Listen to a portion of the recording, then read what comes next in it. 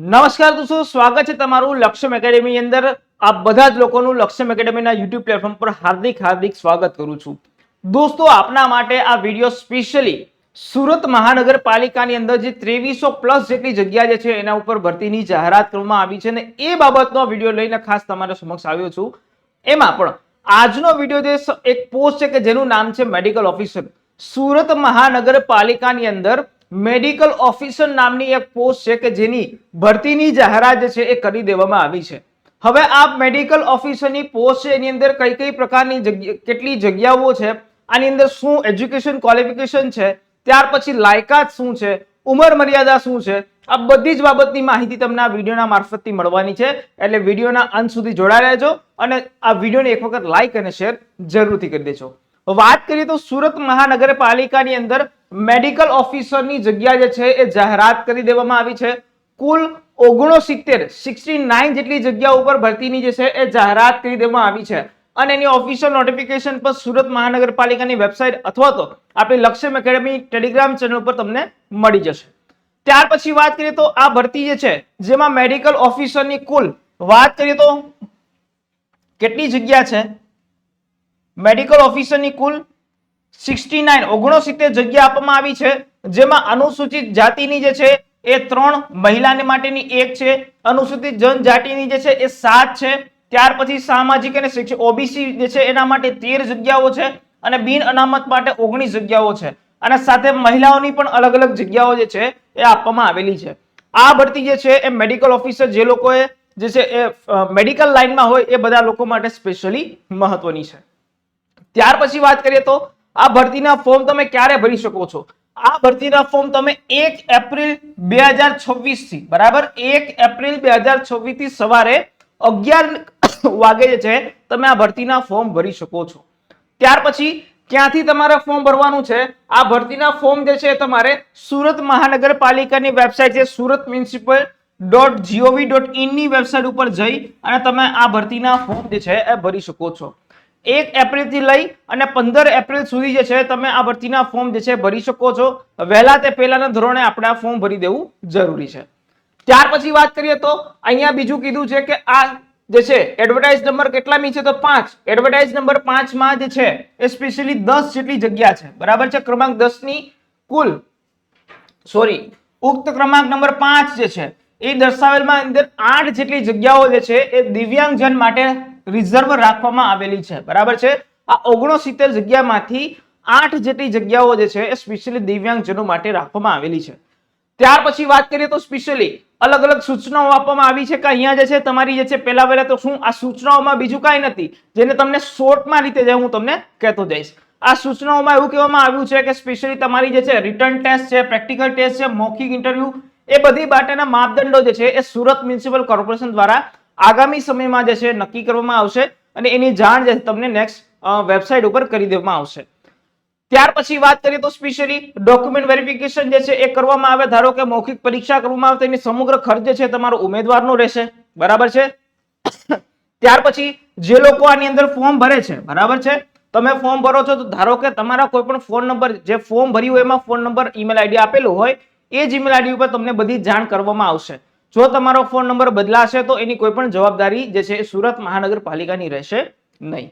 ત્યાર પછી જે લોકો જે છે અત્યારે બધી જગ્યાએ ફોર્મ ભરવા માટે ટીસીસી, બરાબર છે, કોમ્પ્યુટરની જાણકારી તમારી પાસે હોવી જોઈએ અને એના માટેનું એક સર્ટિફિકેટ જે છે જેને કહેવામાં આવે છે CCC.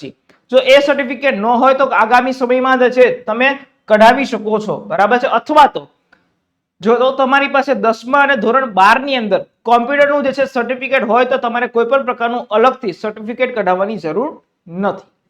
ત્યાર પછી વાત કરીએ તો સ્પેશિયલી જે અનુસૂચિત જાતિ, જનજાતિ, ઓબીસી બધી જ કેટેગરીના ઉમેદવારો જે છે એના માટે અલગ અલગ જગ્યાઓ અનામત રાખવામાં આવી છે. ત્યાર પછી વાત કરીએ તો અહીંયા જે છે બીજું શું કીધું છે કે ભાઈ અહીંયા ઉમેદવારો જે છે સ્પેશિયલી ડોક્યુમેન્ટ જે છે અરજી કરતા સમયે જે ડોક્યુમેન્ટ એની અંદર નાખેલા હોય, બરાબર છે, એ જ ડોક્યુમેન્ટ તમારે જ્યારે પણ ડોક્યુમેન્ટ વેરિફિકેશનમાં આવો એની અસલ કોપી જે છે એ સાથે લાવવાની રહેશે, બરાબર છે. કોઈ પણ પ્રકારનું જો સર્ટિફિકેટ બદલાઈ જશે તો જ્યાં તમારી ઉમેદવારી જે છે એ રદ કરી દેવામાં આવશે, બરાબર છે.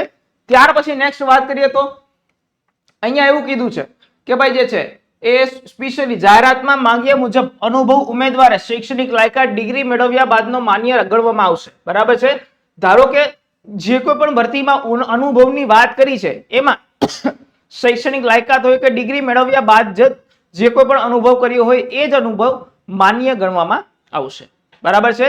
ત્યાર પછી નેક્સ્ટ વાત કરીએ તો અહીંયા શું કીધું છે તો ભાઈ જુઓ, કોઈ પણ સુરત મહાનગરપાલિકા સિવાયની સરકારી અર્ધ સરકારી સંસ્થામાં હાલ જો કોઈ પણ ફરજ બજાવતા હોય, બરાબર, તમે ઓલરેડી તમે સુરત મહાનગરપાલિકામાં હોય, સરકારી કોઈ પણ સંસ્થામાં હોય, જો ફરજ બજાવતા હોય તો તમારી પાસે તમારા કોઈ પણ જે વાંધા પ્રમાણપત્ર ન હોય, બરાબર, તમારા જે કોઈ પણ ડિપાર્ટમેન્ટને કોઈ પણ પ્રકારનો વાંધો ન હોય એ પ્રમાણેનું સર્ટિફિકેટ જે છે એ ફરજિયાત રજૂ કરવાનું રહેશે. અને જ્યારે ધારો કે તમે સુરત મહાનગરપાલિકામાં એમાં નોકરીએ લાગો છો ત્યારે ત્યાંથી જે છે એનો રિલીવિંગ લેટર જે છે એ તમારી પાસે હોવો જરૂરી છે.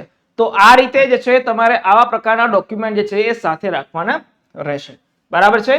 ત્યાર પછી વાત કરીએ તો સ્પેશિયલી અહીંયા જે છે મહિલાઓ છે, જો મહિલાઓ અરજી કરતી સમયે પરિણીત હોય તો અરજી સાથે એને મેરેજ સર્ટિફિકેટ જે છે એ ફરજિયાતપણે જોડવાનું રહેશે.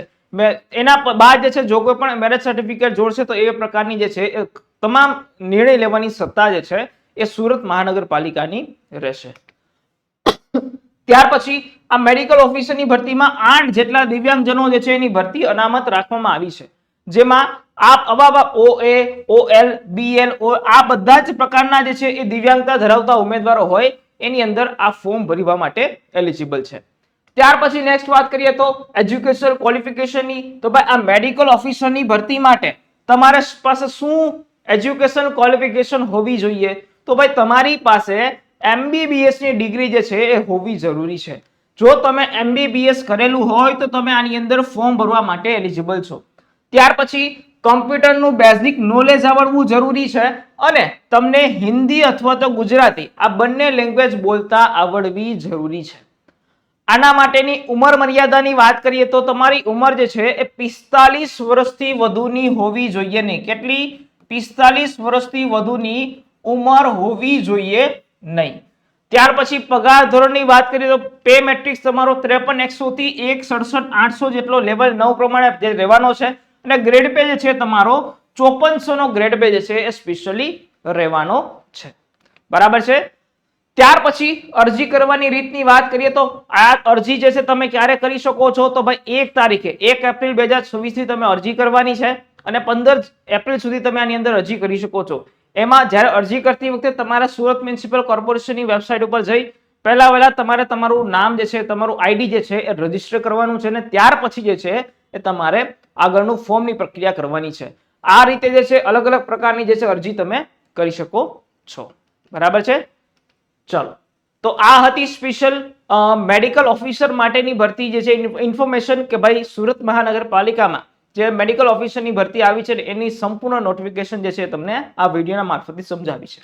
કોઈ પણ પ્રકારની બીજી ઇન્ફોર્મેશન જોતી હોય, કોઈ પણ મદદ જોતી હોય અથવા તો કોઈ પણ કોર્સ બાબતની જે છે એ પૂછપરછ કરવી હોય તો આપણો નંબર છે 9429077607 અથવા તો 932783784630 નંબર ઉપર જઈ અને તમે આની અંદર કોન્ટેક્ટ કરી શકો છો.